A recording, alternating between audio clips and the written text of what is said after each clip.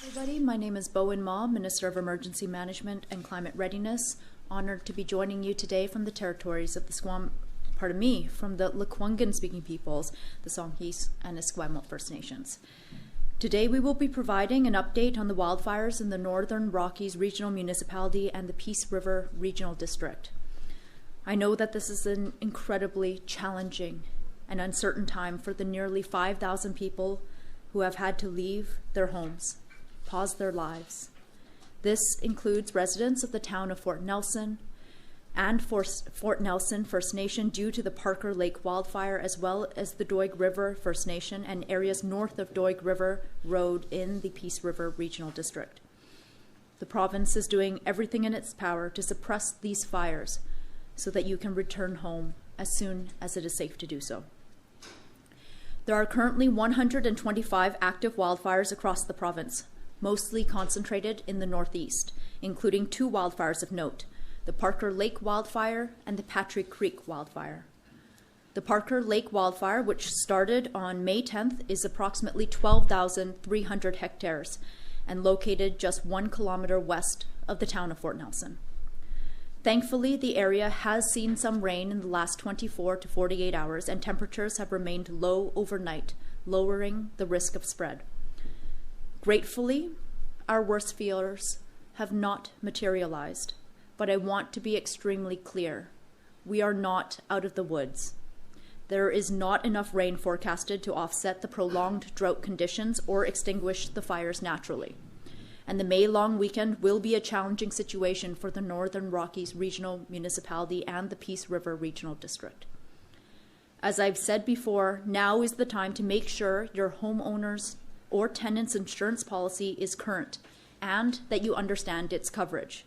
Your insurance policy will cover damage caused by fire, including wildfire. It can also cover the cost of accommodation and other living expenses if you are placed under local fire crews and fire departments from communities throughout the province are doing everything that they can do to protect homes and the community. Our primary focus is on saving lives and protecting structures. BC Wildfire Service is responding to wildfires near Fort Nelson, including the Holdover Patrick Creek wildfire, 20 kilometers north of Fort Nelson. They are doing so with incident management teams, 131 BC Wildfire Service firefighters, 19 rotary wing aircraft and air tankers, 25 pieces of heavy equipment, and 61 structural protection personnel and equipment. We also have structural protection crews responding to the fire north of Doig River. This fire started on May 12th and is currently approximately 650 hectares in size. Additionally, a second incident management team has been deployed to the Prince George Fire Center.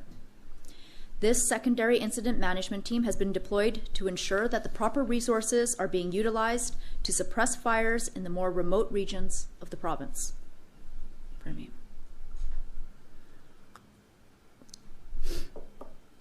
My deepest thanks go to our BC Wildfire Service firefighters and local firefighters who are working around the clock and will continue to work long hours through the weekend to battle the fires and to keep communities safe.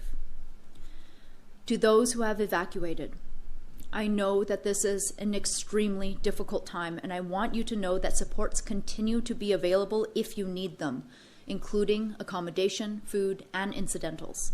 Emergency support services were extended on Tuesday for an additional 7 days, and if you are in need of emergency support services, please head to a reception center in Fort St. John, Dawson Creek, Chetwynd, or Prince George. Commercial accommodation in Fort St. John is limited, and the ESS team is working hard to meet the needs of evacuees. Accommodation is available in the other communities I just mentioned, including over 300 rooms available at Sunset Prairie Lodge, located about 45 minutes from Fort St. John. Additionally, the City of Fort St. John has introduced a process for remote referrals. This means that evacuees can now register or renew supports without visiting the reception center in Fort St. John in person. People who wish to use remote referrals can create an ESS file at ess.gov.bc.ca and sign up and verify their identity on the BC Services Card app. For more information, the remote referral team can be contacted by phoning the Fort St. John Reception Center at 250-794-3310. Again, that number is 250-794-3310. And for all those who have evacuated, if you have any questions or need help navigating the ESS process, Service BC has opened a dedicated phone line to answer questions from evacuees. That phone number is 1-800-387-4258. Again, that number is 1-800-387-4258. I would like to thank the host communities of Fort St. John, Dawson Creek, Chetwynd, and Prince George for stepping up in a big way to help people who have been evacuated from their homes. We have heard stories of residents opening their hearts and homes, sharing their spaces for cultural activities, and donating pet food and other necessities.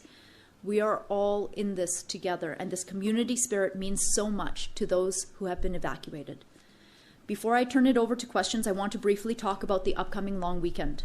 I've been asked before if the province wants tourists to avoid British Columbia due to the current wildfire situation that we are facing in the north. And I want to be very clear. We want people to come here to British Columbia, and we want British Columbians to explore the province. British Columbia is a huge province. We have an incredible coast, stunning mountain ranges, beautiful forests, and vibrant communities. And we have a lot to offer, and we want to share it. All that we are asking is that if you are planning a trip to British Columbia or the backcountry, just know before you go. Be aware of where you are going and the hazards of that area. Right now is not the time to visit the area around Fort Nelson, but like I said, our province is large and there are plenty of other areas to explore. EmergencyInfoBC.ca amplifies all evacuation orders and alerts throughout the province, and the BC Wildfire Service app breaks down detailed information on wildfires. Know where you are going, know what hazards are there, and have a backup plan. If you see smoke off in the distance, please immediately report it by dialing *5555, even if you assume it has already been called in. The more reports the BC Wildfire Service receives, the better. This helps fire crews understand the size of the fire and triangulate its location. The BC Wildfire Service cannot be everywhere all at once, and we rely on British Columbians and tourists to be the eyes and ears of early fire detection. We now have time for questions. Joining us for questions include Cliff Chapman, Director of BC Wildfire Service Wildfire Operations, Ian Cunnings, Acting Executive Director of Provincial and Regional Operations for Emergency Management and Climate Readiness, Daryl Gunn, Executive Director of Northern Region for the Ministry of Transportation and Infrastructure, Haley Davenport, Peace District Manager for the Ministry of Transportation and Infrastructure, and Jeremy Oaten, Deputy Director, Emergency Management with the Ministry of Agriculture and Food. Thank you, Minister. And to our experts who will be taking questions today. To the media on the line, if you have a question, please come off speakerphone or Bluetooth, then press *1 to enter the queue for a question and a follow-up. To the media in the room, please raise your hand if you have a question. Our first question comes from the room, Chad Paulson, CBC. Thank you, Minister. On Tuesday, Premier David Eby said no homes had been damaged by wildfires near Fort Nelson. There's images, though, of damaged buildings. We've had conversations with elected officials that are confirming the damage. So can you clarify if any people's properties, infrastructure, anything's been damaged? These two mixed messages. We are aware of reports of early damage in the first days of the wildfire around Fort Nelson. However, we are not aware of any reports of new structure losses since May 10th, May 11th. Maybe we can get someone to remind me of that date. But there were some early structure losses, but not since then. Thank you. The additional question is just, have additional RCMP been sent to the area to deal with any type of looting, crime, or other social disorder? I understand that the RCMP detachment is operating on site now. I do want to note that it is incredibly unfortunate that this kind of looting activity happens during mass evacuations. It is one of the reasons why we insist that everyone does need to follow those evacuation orders, and why people shouldn't, we don't want people to stay behind. These are some of the most trying times of a community, and the last thing that anyone needs to know is that looting might be happening in those communities. It is not just unfortunate. There are stronger words that I can use, but I want to acknowledge that sometimes it does happen. Yes. Next question comes from Dirk Meisner, Canadian Press. Hi, thanks, Minister. I've spoken to some people about what it's like up there. One person was saying it's so dry. The guys on the fire, or the people on the fire line, the ground seems to be on fire. Can you describe how intense the fire fight has been up there? You know, I think I'll pass this on to Cliff Chapman to provide some comment. Yeah, thank you, Minister, and thank you for the question. I think we did see a little bit of precipitation, a little bit of rain in the last 48 hours in and around Fort Nelson, as well as the Northeast. It's not nearly enough, as we spoke to earlier this week and have been speaking to this spring. The conditions in the Northeast and really in the Prince George Fire Center, stretching down south as well, they are extremely dry. We are experiencing fuel drought that we haven't seen in a long time, if ever, in British Columbia. And because of that, we're seeing extreme fire behavior in and around some of the fires that are in the Prince George Fire Center right now. So, and as we've spoken about with holdover fires, these fires, they can stay and maintain their heat underground, even when there was snow on top of them, and we wouldn't be able to pick up that heat signature until we become snow-free, which we have become now, obviously, in the Northeast. So the conditions are very tough. We did get a little bit of rain, which is helping our firefighting operations on the ground and in the air. And we're using that to our advantage here for the next 48 hours. But we are not expecting more rain in the short term. Can I ask one more? Yes. Sure. Okay, so you're talking about the firefighters are going to be working over the long weekend. Is there any sense when people in Fort Nelson might be able to go back to their homes? This is a very active and dynamic situation. We are definitely not out of the woods yet. I don't know, Cliff, if you have anything else to add, but my sense of it is that it's too early for us to provide any kinds of assurances to evacuees.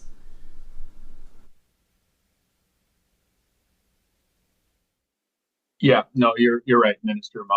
At this point in time, it wouldn't be right to try to forecast when we'll be able to lift or recommend lifting the order on Fort Nelson. Obviously, we are continuing to operate significantly in and around the community of Fort Nelson, and when it is safe, we will make that recommendation in partnership with the regional district. Okay. Our next question comes from Yvonne Raymond, CTV News. Thanks for taking my question. For people who are not in this active wildfire zone heading into the weekend, whether it be support for this region or just precautions in their own community, what is the message to the rest of the province? The May long weekend is an opportunity for people, individuals and families, groups of friends to enjoy themselves. And we do want tourists to come and visit beautiful British Columbia. We want British Columbians to explore the province, but we need people to also do so in a safe and informed manner. So know before you go. Visit emergencyinfobc.ca for information about where the latest emergencies are occurring in the province. Visit drivebc.ca for information about highway impacts and closures, and visit the BC Wildfire Service app to know where the fires are. Now is not the time to visit Fort Nelson's and the Fort Nelson area. However, the province is a very big place, and we encourage people to travel, to enjoy the May long weekend, and to do so safely. Yvonne? Okay, thank you.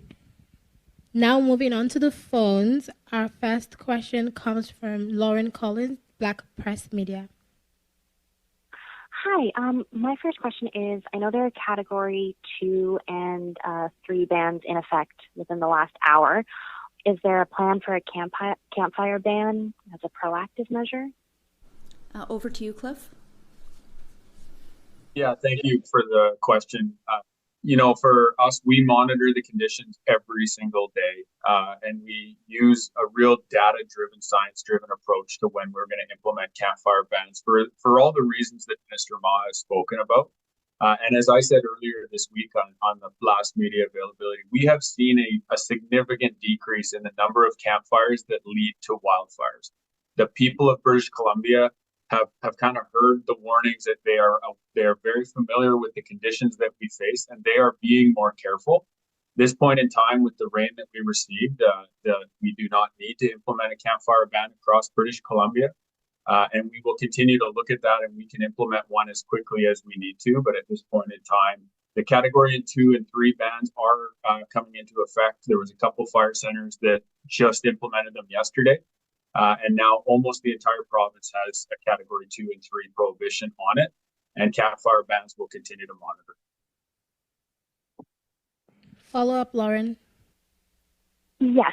Going back to the extreme drought, what could that mean for other holdover fires throughout the rest of the province? Could the rest of BC be expected to experience similar to what is going on in the Northeast right now? Stay with you, Cliff. Really excellent question. We will, the predominant hectares of burnt fire last year, sorry, I said that weirdly. Most of the hectares that we lost last year because of wildfires were in the Prince George fires. I believe over 2 million of the roughly 2.8 million hectares that were consumed last year. So while there is a risk, and there is always a risk of holdover fires anywhere in the province, the primary risk is in the Prince George Fire Center, and we continue to monitor both the Prince George Fire Center, but also the Caribou Fire Center, the Kamloops Fire Center in the southeast, where we saw some larger fires last year.